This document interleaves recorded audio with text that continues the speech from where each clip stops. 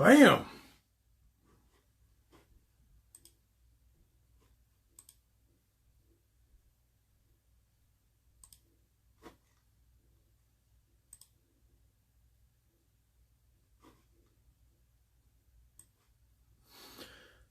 What's going on, folks?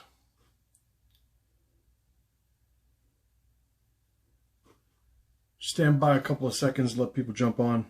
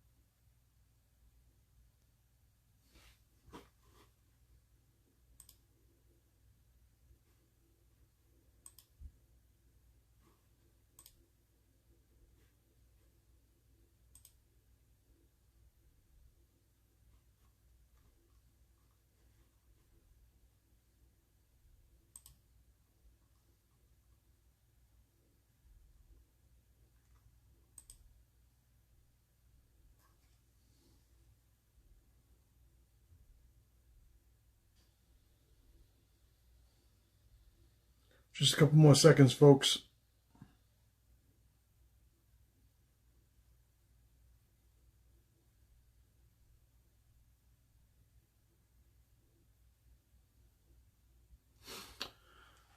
All right, let's see what's going on here. Just so you guys know, I'm doing this on my phone while I'm also trying to track comments and such on my monitor. So, all right, so Rockstar, what up? Big Mike, what's going on? Yeah, I heard. Tragic, of course. Big Todd, what's going on, brother man? So, what's the content for today? Victim or hero? You know, it's funny. I saw a post that I had made on the Master Chin page last year, and this is about a year ago. That you know, a lot of us still were trying to build a relationship with what's going on with the lockdowns and what's going on with the virus itself. You know, and everybody had a position that was based on what they understood to be the circumstances around them. Now, admittedly, some people had varying degrees of understanding of what was going on. Some people were a little bit more impressionable than others. I guess that can be said at any point in time. But specific to what was going on with the virus and the lockdowns that went along with it, everybody was at a different spot, I would say. And the post that I had made last year was similar to the title of this video, which is Victim or Hero. You know, you can't be both.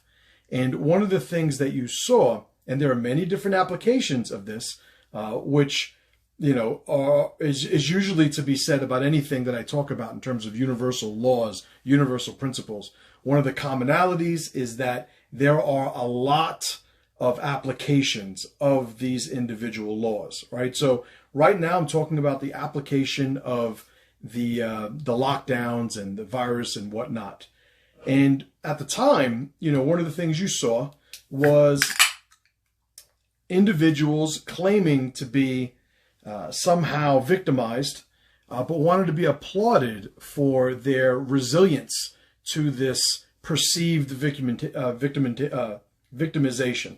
And maybe not even perceived, or at least communicated victimization. They wanted to be the victims, and they wanted to sort of also get the adulation, the feedback, the positive feedback for, I guess, fighting against this victimization, and specifically the vulnerabilities to the virus, the vulnerabilities business-wise, socially.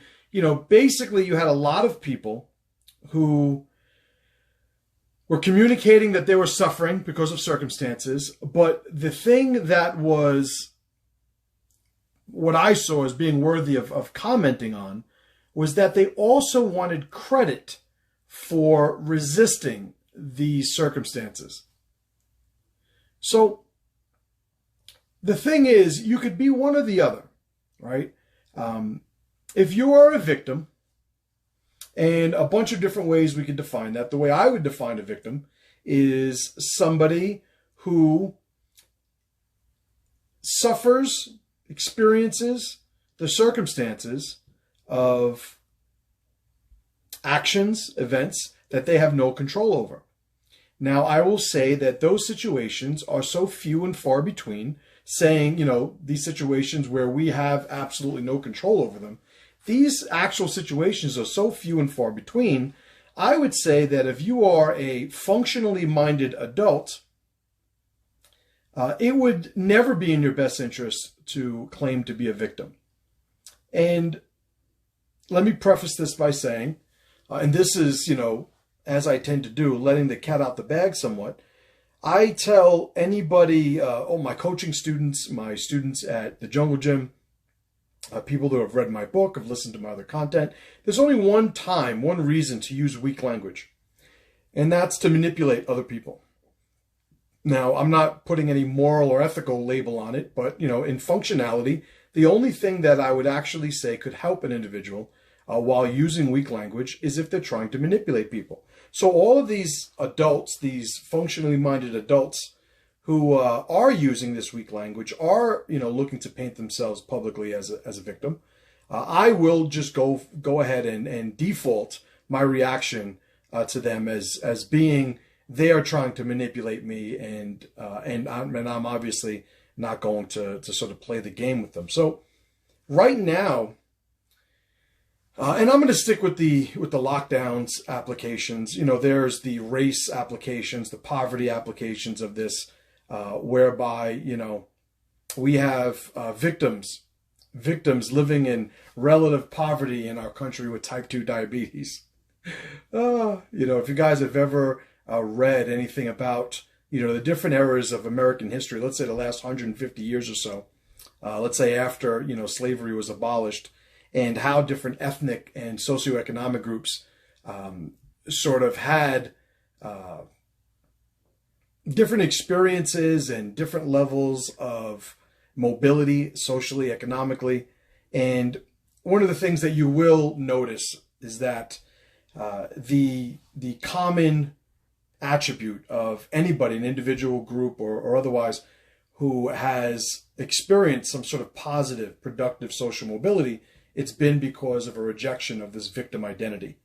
And even in the face of, getting some sort of, reward or short game, adulation or short game, resource because of it.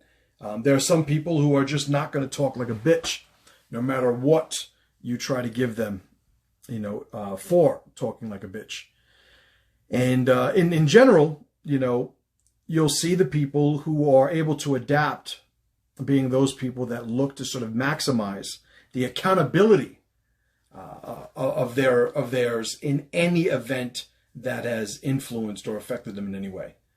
Meaning, summarizing, the people who don't make excuses, the people who don't necessarily, and this is something that, that sort of gets lumped in with a lot of my stuff when people misinterpret it or look to misrepresent it.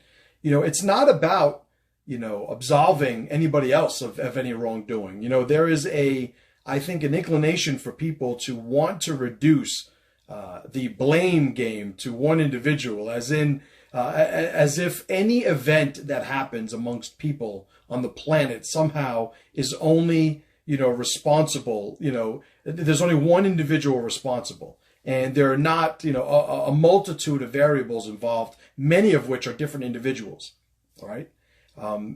So I think we need to get away from the fact, or the assumption, the premise that there's one person to blame whenever there's a situation that we don't like, or a situation that we lie to ourselves and tell ourselves we don't deserve, right? It's got nothing to do with deserve. It has to do with, if you look at reality as sort of like this long math problem, moment to moment, every instant, every now is the result of this long mathematical equation.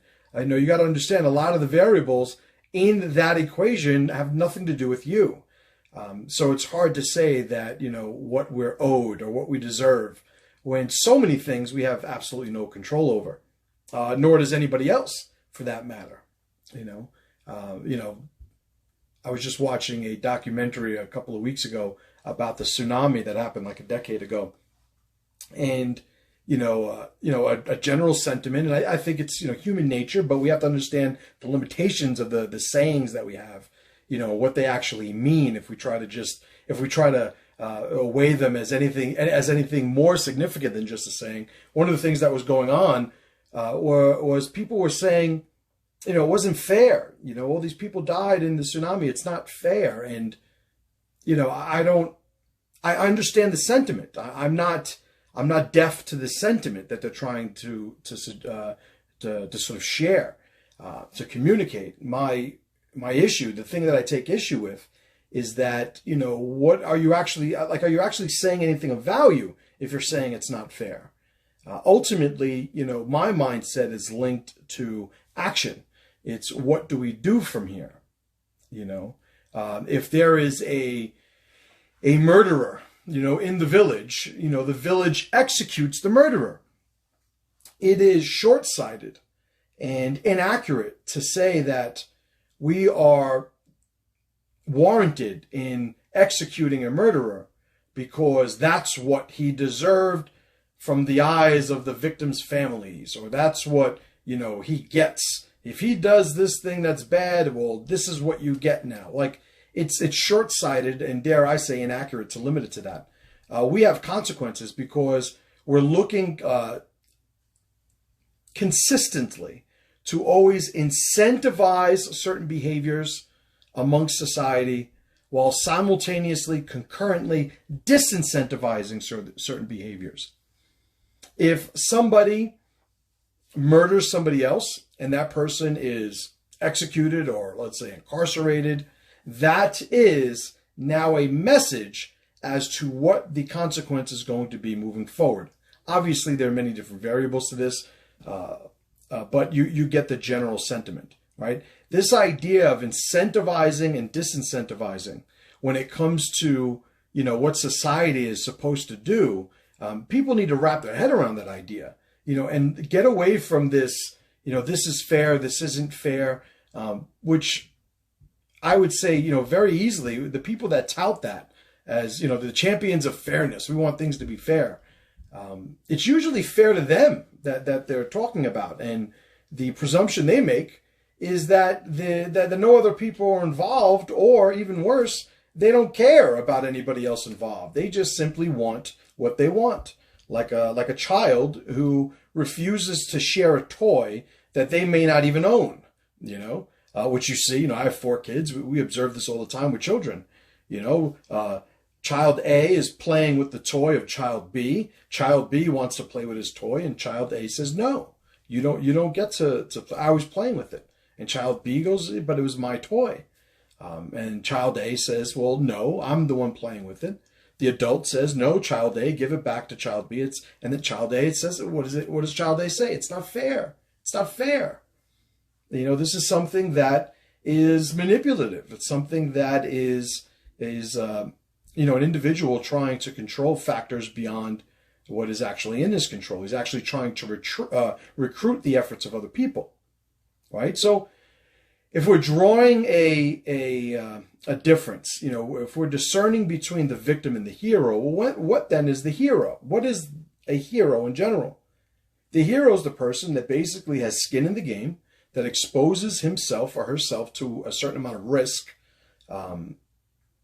and feels compelled for the betterment of a people, feels compelled to expose him or herself individually to a level of risk that transcends the risk of anybody else that's affected, the tribe, we'll say, and they still go ahead and they strive to conquer, this obstacle, this obstruction, this stressor, this whatever it is. And if they overcome it, they're called a hero. I'll lose some people here when I say that if there is somebody who, and I want to word this properly and carefully, if you have somebody that takes on a risk for the betterment of the tribe and fails, are we supposed to call that person a hero? And is it an insult to not call them a hero, to withhold the title or the label of hero for somebody who tried and failed?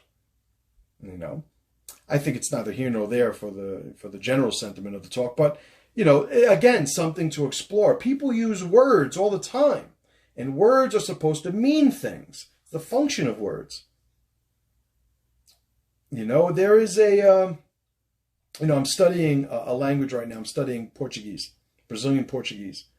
And as I study what learning language is, I realize how, and most people a lot of bilingual, maybe even multilingual people listening to this right now, sometimes there are words that just don't translate exactly, right? Apple in English, I think it's, manzana in Spanish, maçã in Portuguese.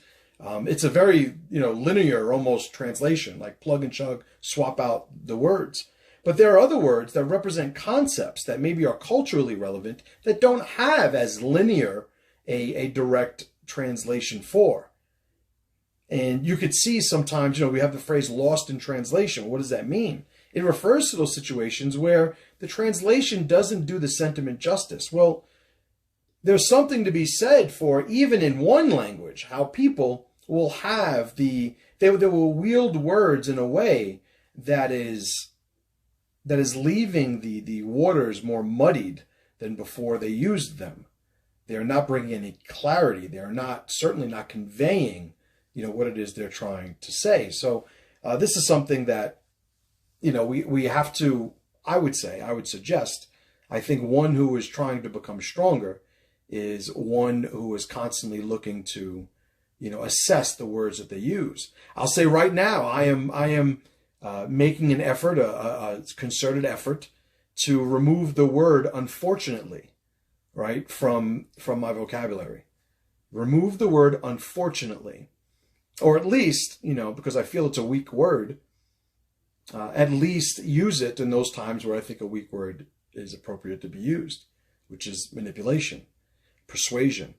Now, I fully understand and accept that not everybody's going to be as committed to trying to watch their language as I am, because it's just something that I happen to do. It happens to be my thing, but I will say, when you look at how these issues, when they scale up to a societal level, some of the problems we have, we have people who, I remember when the statistics came out for healthcare workers on how, on average, they contracted COVID-19 at a lower rate than the general population. And when this happened, me being me, I at the time had suggested, okay, maybe we should stop calling these people heroes. Maybe we should stop acting like they are, they are actually exposing themselves to more risk than we are. And I got a lot of pushback, but my whole motivation for that isn't to try and steal somebody's shine, trying to steal somebody's, positive feedback or interactions or anything. My whole thing is it's inaccurate. And if we misrepresent, what liability is from individual to individual, then obviously we're going to miscalculate how we rectify these situations if we decide to pool our efforts and do so. So I think right now, when you look at what is happening with mask wearing, with the vaccine usage, obviously I've given up on trying to avoid any algorithm algorithmic, penalties with this video. So otherwise I wouldn't be using the actual words virus, COVID-19 and vaccine. But when you look at what's going on right now, you have a bunch of people who have turned this into a political fight, into a political battle. You have people who have embedded in their identity a position that is based on a limited amount and ever-changing collection of data, of science. Everybody should wear a mask. Nobody should wear a mask. Well, again, these things mean things. It is a much more useful thing to say, not that I expect people to say it. It is a much more useful thing to say, however, everybody should wear a mask based on the studies done on the efficacy of mask wearing.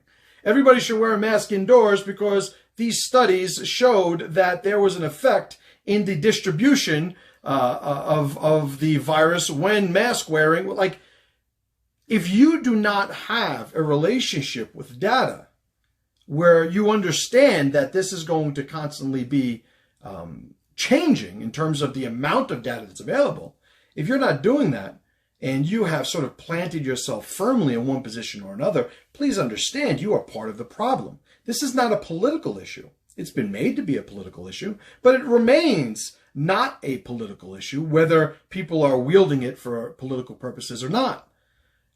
Right now,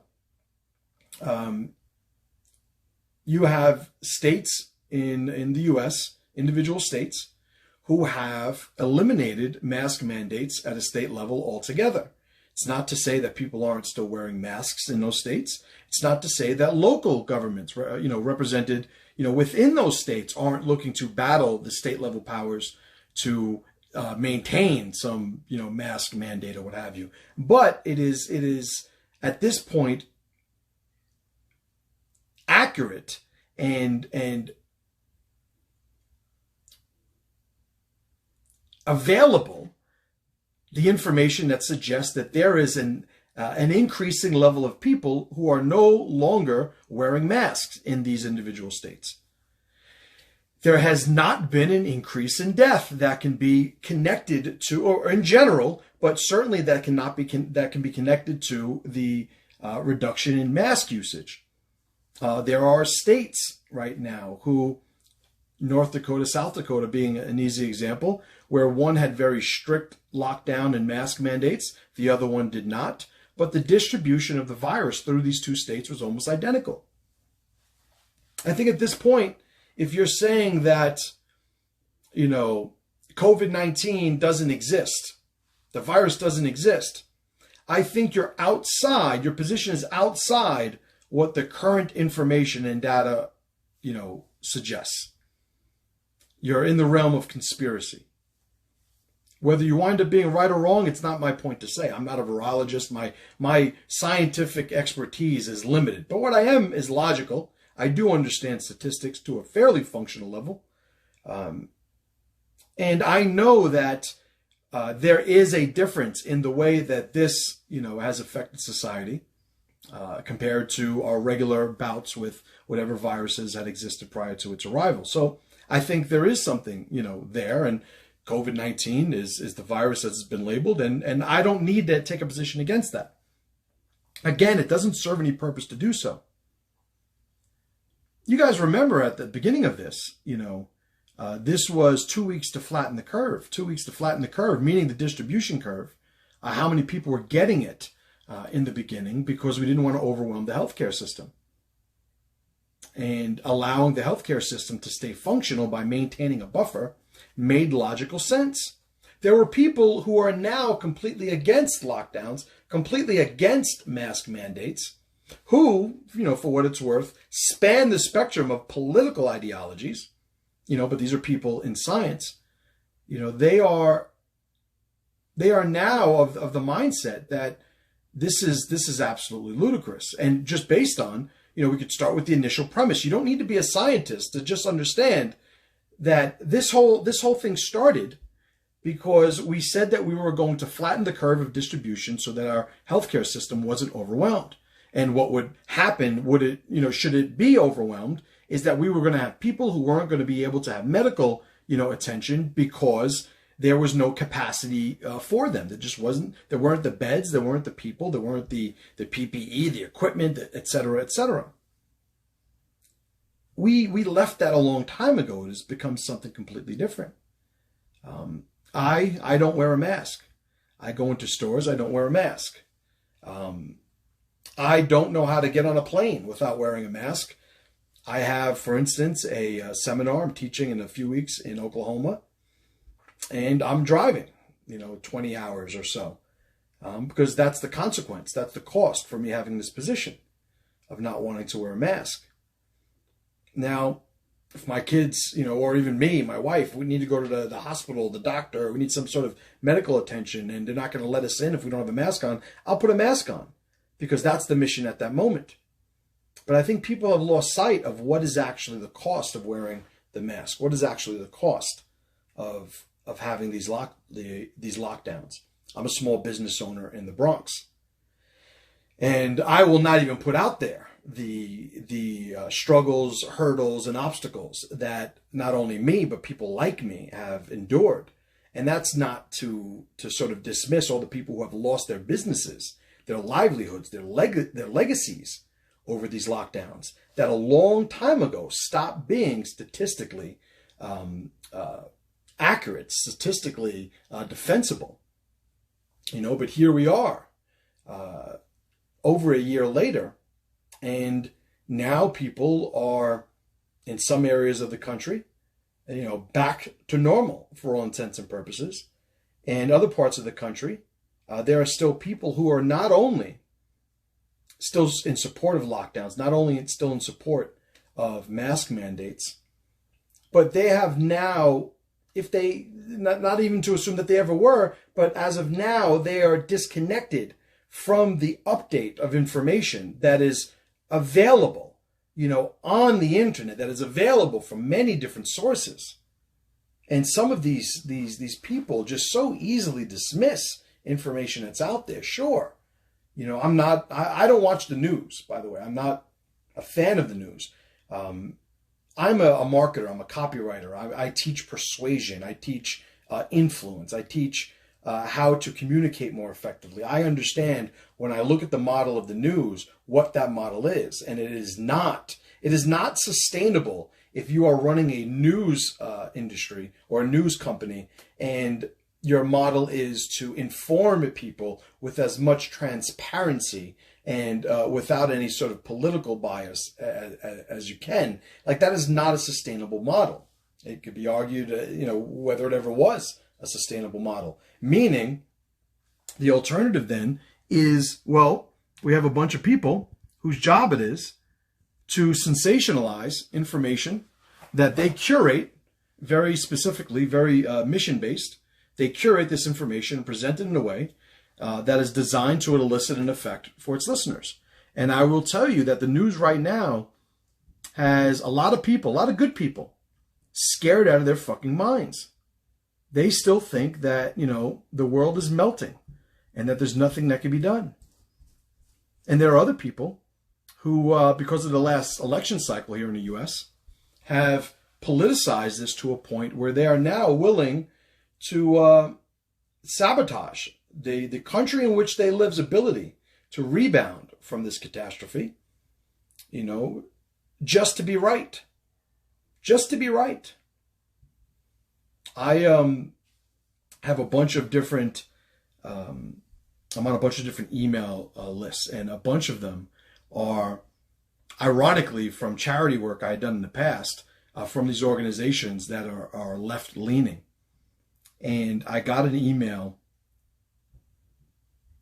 I don't know if it was yesterday, maybe it was sent yesterday or the day before, whatever. I got an email recently. And this left-leaning organization was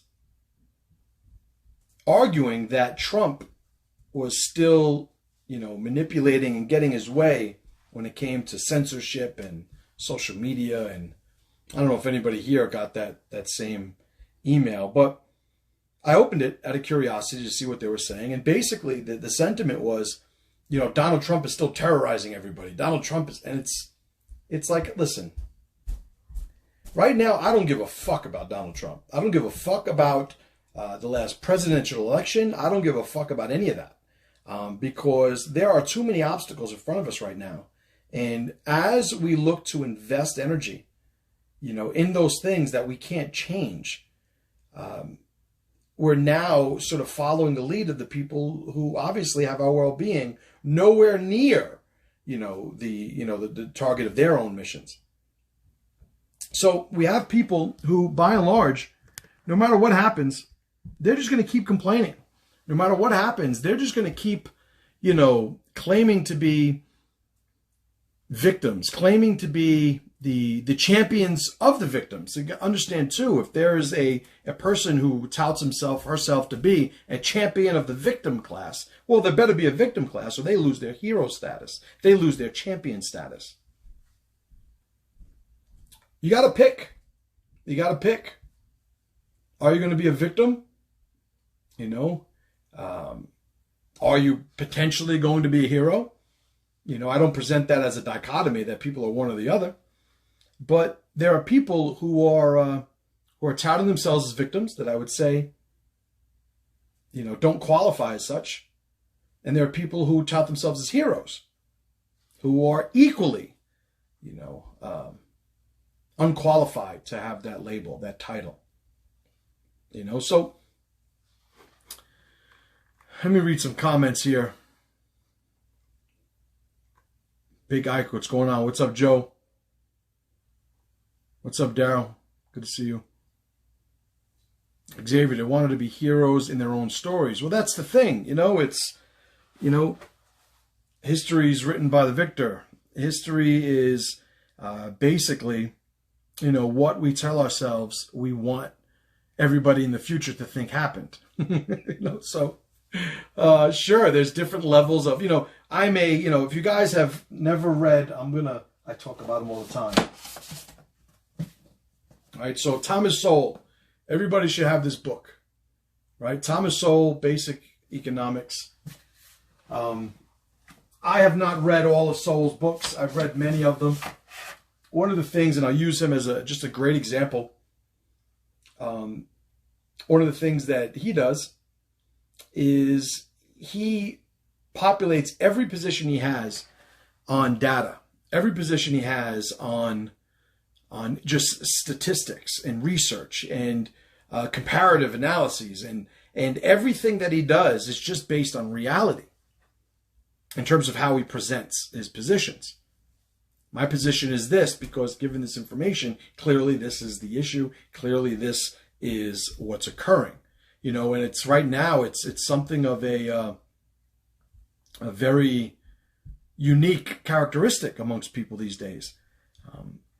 People tend to try and drive emotion up in the people they're looking to lead, influence, because emotion is so much more disconnected from reality than obviously analysis and reason is ever going to be. It's very easy to make somebody upset about something that doesn't exist and then, offer a solution to that thing that doesn't exist. One of my talks, last year, a year before that, I was talking about the mechanisms of stress and how, we have a sympathetic nervous system that basically activates whenever there's a threat, and it puts us in a physical state that allows us a sort of, like I'm a Star Trek guy, right? So, there's the point in Star Trek where you're here, they'll say, divert all power to shields, right? And what we're accepting that as we're watching Star Trek is they're taking, they're shutting the lights off in the kitchen, I guess to add more power to the shield so they're not getting blasted from whoever's trying to kill them. Well, that idea of, well, what are we going to take? What are we going to do? What are we like? How is it that we're going to control? How is it that we're going to navigate our lives? We want to have an assessment of what legitimate threats actually are. When we have, and I remember when I was giving that talk, I talked about imaginary lions. I talked about, how we get into the sympathetic nervous system. And when we do that, we have this diversion of power to different systems of our body, adrenaline, and our digestive system, shuts down, and our heart rate goes up, and our vision, widens, and, all these different things put us in a physical state to navigate more successfully a physical threat. Like, this is evolutionary based stuff. But when we don't have the lion in front of us, but we're imagining something and we perceive it to be as legitimate a threat as in times past a lion would be, we still have those mechanisms. And when we have those mechanisms firing without the outlet of it, and we allow that to just sort of marinate, this is what stress is. The symptoms that we have from stress-related, issues vary from, sexual dysfunction to insomnia to obesity. There are all sorts of physical ailments that happen because we are constantly responding to something that does not legitimately present itself as a threat. It is not a legitimate threat. Well, these people who deal in emotion, that is the currency that they wield. So these people will put you in a physical state that is much less than what you are capable of, simply because you are then more easily controlled. It's much easier to influence you when somebody shows up with the solution on how to kill the lion that you swear is real, that they know is not. So it's a very, very typical, strategy that people have used, for a long, long time. This idea where I'm going to create an issue that doesn't exist because I'm the one that happens to have the solution. It's copywriting, it's sales, it's marketing 101. If I'm going to, look at never mind me, look at the ShamWow guy, right? The guy who sells the little towels, the ShamWows. The first thing he's doing as he's presenting this product is he's telling you how terrible your life is because you don't have this product. He's showing you all the things that you suffer from because you don't have this product. And then he demonstrates how this product can solve all those issues, right? And then finally, he makes it available to you for purchase, like he's doing you a favor. We've seen those commercials where, not commercials, but like these compilation videos of like, I think if you put in the search engine in YouTube, like clumsy white people in infomercials or something like that. It's just this over the top, people fumbling and doing stuff that doesn't happen in real life. But they use those images to sort of create the issue so they could present, more leverage for their solution. It's just marketing. It's just sales. And that's what these people do from a political position, and people just need to snap out of it. I grew up with a lot of people that right now sort of span the spectrum of financial success, I guess you could say, socioeconomic gain. And I would say out of all the people that I've grown up with, and I've grown up with quite a few, some of them are still talking about how they're being victimized. Some of them are still talking about how, the world's out to get them, the government's out to get them. And there are other people that I grew up with that are no different than me or the people who are complaining, who no different in history, in circumstance, I should say, who just never adorned that victim label. And these are people who now happily married, kids, homes, businesses, traveling, successful, in many different areas of their lives. And, the one thing to distinguish between one group and the other, is mindset. It's not circumstances. It's not, the strength of the family, the lack of traumatic experiences, growing up. Like, no, everybody had a fucked up story back in the day, but some people just allowed that to sort of infiltrate who they thought they were, while other people thought that those were things that just existed outside of who they were. And who they were, transcended the circumstances that they found themselves in any given time. You know, they preserved their power. You know, they understood that it was all on them. It was all up to them. You know, so let me see what else is going on. What's up, Big Keith? What's up, Aaron? Big Al says, this isn't fair equals this is unacceptable to me. I wish it was good. Absolutely right. Absolutely right. You know, the people who are always looking for life to be fair, I call fairies, right? There's only one thing that people could anchor their sense of fairness to in life, and that is physics. That is physics. You know, if you go outside and you see a car, you walk into your car, getting ready to go to work, then all of a sudden the car just disappears and turns into a rabbit.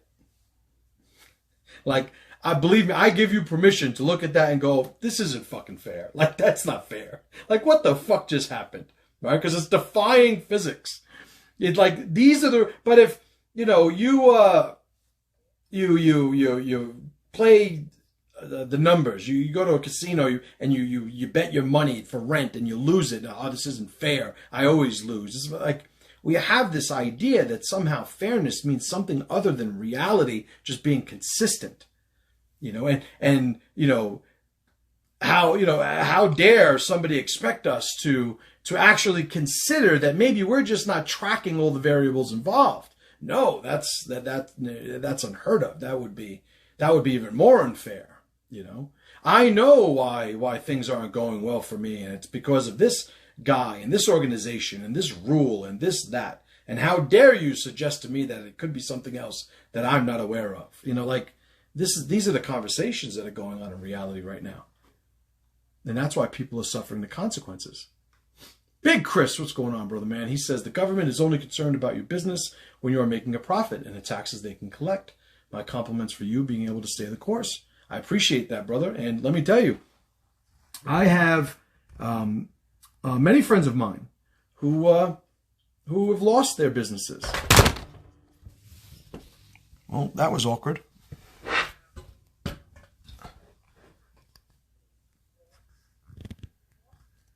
All right, so I think we're back.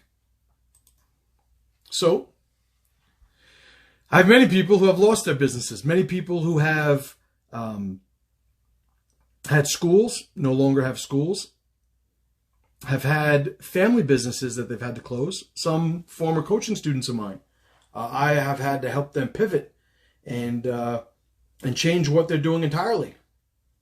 You know, and a general sentiment, which I get, you know, that they're sharing with me is, you know, this is fucked up. This is like, they want to have this constant just theme of, you know, of almost catharsis, like this cathartic aspect to our conversations where every once in a while we share and we bring up again, this is fucked up. I can't believe they're doing this. It's like, I get it. Listen, get it out of your system. I had those moments myself. But at the end of the day, what are you going to do? What are you going to do? Right now, depending on where you are, you know, local governments, state governments are, you know, varying degrees of unfriendly to small business owners, you know, more so than usual. You know, don't get me started. But, you know, ultimately, you know, and I'm speaking to you, the citizen, the civilian, the maybe small business owner, the entrepreneur. What are you going to do about it?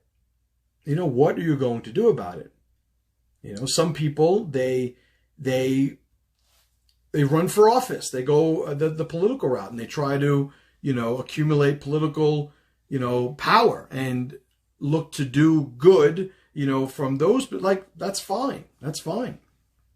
Other people say, you know what, no matter what's going on in the world, no matter what's going on in the country, there's going to be somebody succeeding. There's going to be somebody making money. There's going to be somebody growing as an individual. And I choose to be one of those people and sort of find out what opportunities exist to be those people, despite the changing, you know, landscape of the country. You don't have to be one. You don't have to be the other. You don't have to choose. The whole thing is, my whole point is, just be accurate. Just be authentic. Just be rational, reasonable. You know, there's a point where, you know, you got to remind yourself, nobody fucking owes you a thing. And don't you dare think that somebody is supposed to save you. No. You know, our lives are the beat by beat, moment by moment, updating sort of a consequence of a variety of factors, the majority of which are our own, are completely controlled by us. Sure, it's who you're spending time with, where you happen to be. Let me tell you, if you're a smart go-getter, but you're born in the middle of some third world shithole, like, yeah, you're going to have a rough go of it. You might not even make it past those circumstances, statistically speaking.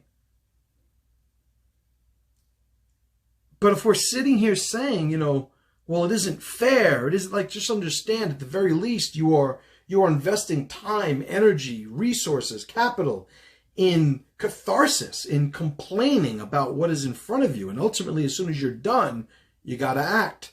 My argument is just, why don't we act instead of needing the catharsis? You know, so let's see what else is going on.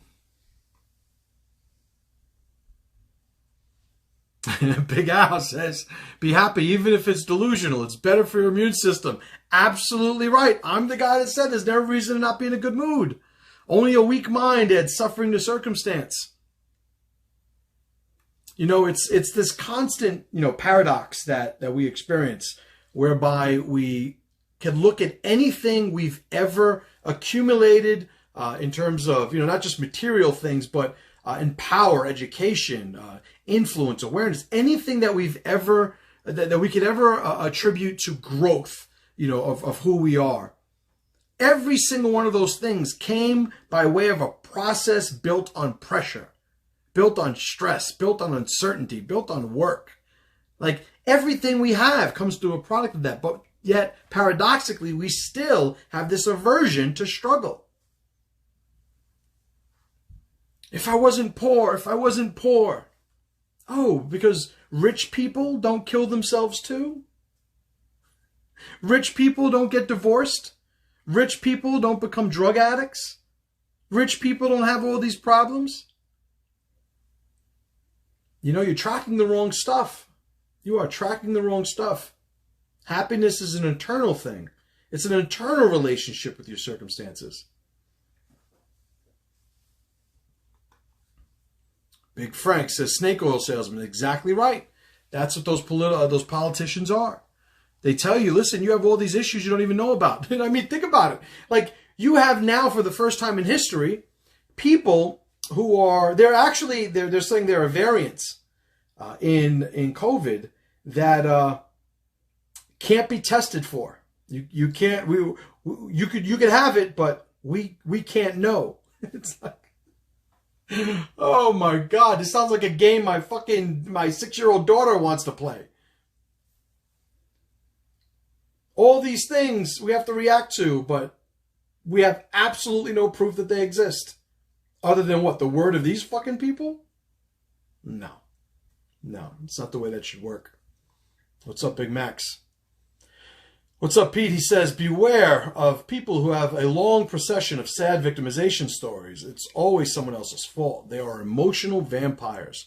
I absolutely agree. You know, you have people who, like, the way I position myself with the people that I'm connected to is, if you have weak components of your relationship with reality, it's only a matter of time before not only I notice these things, but I'm going to comment on these things, because I do not want to become desensitized to the rejection of those types of mindsets in my life. And I don't want to be somebody who validates those deficiencies and weaknesses in other people by acting like they're acceptable. You know, what happens is two things. Number one, I don't have big social circles of people that I spend a lot of time with. But secondly, I just wind up being the mirror that people don't want to look into.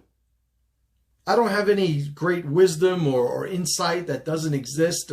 Like, I refuse to say that, but what I will say is that when I see something, I do have a temperament, a personality, the way I am, I say it. I say it to somebody, and a lot of people aren't used to that. A lot of people don't want to be told about their deficiencies, right? The people that are, oh man, this sucks, it's Monday. Hey, TGIF, can't wait to go on vacation. You know, it's like, what the fuck are you doing? What are you doing?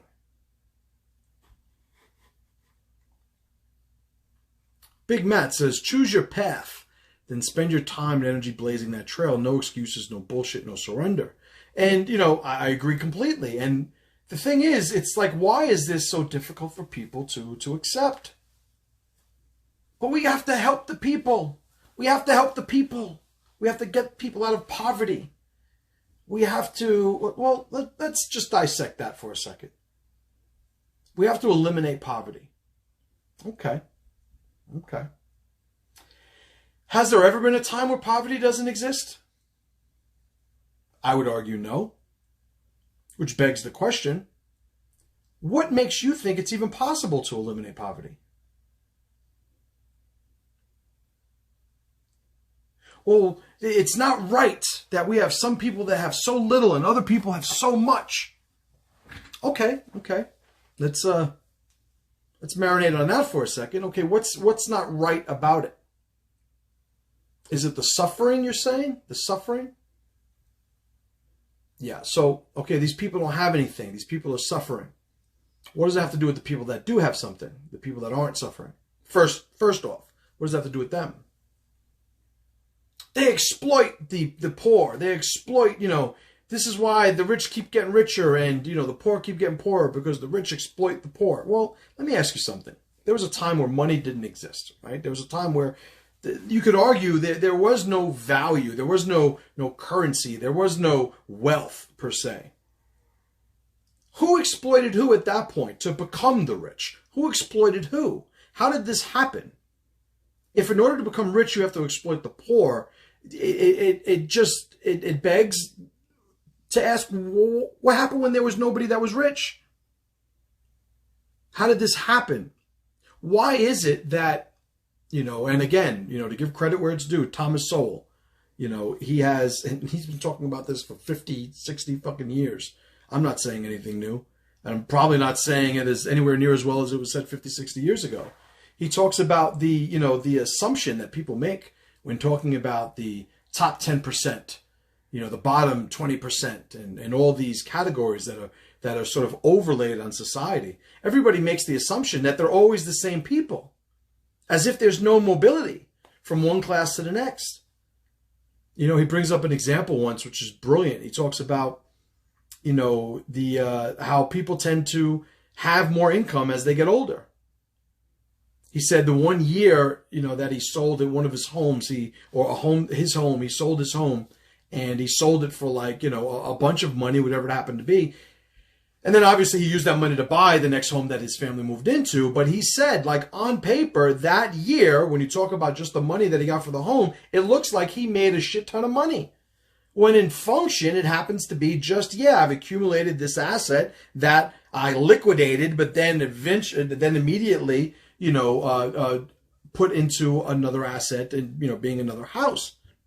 We could argue whether a house is an asset or not later. But the whole thing is, if there is this mobility, if there is this social mobility, socioeconomic mobility, then why do we still make the assumption that, you know, these people are, you know, like you want to see a categories of people who are legitimately not going anywhere? Go look at the history of India. Go look at the caste systems.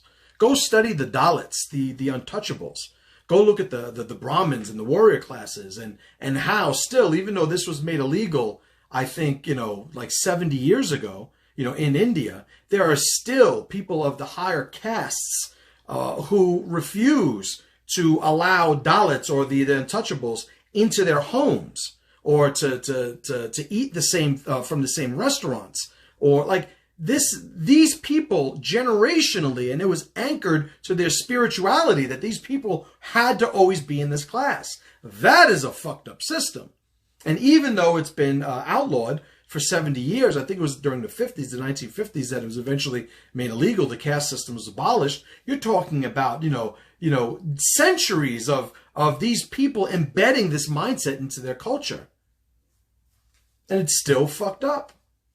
Go look at the sex trade and trafficking that goes on in India to this day, based on this assumption, because of how many generations of this mindset that they look at these lower caste individuals as just less than human, spiritually impure. That's what they're called. Well, yeah, we have poor people in this country too, but you know what? There is a way for people to go from the bottom to the top, and it's supported by statistics. Of course, there will always be a top 10%. There will always be a bottom 20%. But it is not only presumptuous, but wholly inaccurate and damaging to run under the assumption that they're always the same people, as if we had an American caste system. My father came to the U.S. when he was, I believe, 14 years old. And he was living in the South Bronx, and my family didn't have shit. And, we could say that, by the time he passed a few years ago, not only had he accumulated some shit, but he started me and my brother and my sister off with some shit. Being connected generationally in a system that incentivizes hard work, that incentivizes a certain mindset, and then having that pass on from generation to generation. If there is still an American story, that's what it's supposed to be. Sure, some kids are born rich. Some kids are also born, poor as shit. But they're poor in America. They're poor in America. That's like saying, I have the dirtiest piece of gold. I'm sorry you have to shine your gold before somebody will trade you for it. This is something that still just burdens people. And I don't understand why. It's such a waste of fucking time. You're a loser. You're a loser. Government's out to get me. Everybody's racist. Shut the fuck up. You can tell when it's time for me to stop a video and I just start cursing a lot more. That means my patience is gone. Oh, I'm tired of being articulate, or at least attempting to be articulate. There's just a disgust that I have for people who are born in this country who are still complaining that, the world's out to get them and they can't accomplish anything. It's like, listen, and stop the, you don't understand, shut the fuck up. I grew up in the Bronx. My father has been called nigger than fucking more than all of you, right? And I'm not talking by his friends like you are. Give me a fucking break. My father didn't give two shits about it. All he would do is go to work. That's all he would do. Go to work. He made sure nobody took advantage of him. He got what he deserved, but he worked hard every day. He had a great reputation amongst all different types of people, all walks of life, different levels of people that he's interacted with in his life. He always had a good reputation. Stand-up guy, right? I remember being in, it was during the 80s. He was part of the union. I think it was 1199 hospital workers, and there was a strike. And I remember standing with him on the picket line because that's what he was expected to do. And then he got promoted to management and he was out of the union. And then I remember when there were labor issues, he had to play the opposite role because that's where he was. Those were his responsibilities. Those are the things he did. So yeah, maybe I am somewhat even more fortunate, aside from being, in America and all of the positive things that I just stepped in shit with. Maybe, to add to that list, I had a father that didn't teach me how to be a bitch. And didn't just talk about it, actually walk the walk. But if you're somebody who wasn't born in those circumstances, then why would you not seek the information from those circumstances to benefit your path? You know how many times I've seen people get fired when I was younger, not from my businesses, but as an employee, and I was a terrible employee, but get fired because they wouldn't show up to work on time. Like, listen, accidents happen, emergencies, like everything, but they just wouldn't show up to work on time. Or they would enter their day saying, okay, if anything below this gets me fired, I'm going to be as close to that line as possible. Why should I work hard? This isn't even my business. I don't get paid anymore for working hard. No, you don't get paid money by the employer for working hard. But don't kid yourself into thinking you don't get paid for working hard. Life pays you. The universe pays you. Your fucking body pays you. The people around you, your reputation pays you. You're always going to earn something when you do more than you're supposed to or more than you have to, narrowly avoiding any consequence. That's loser shit.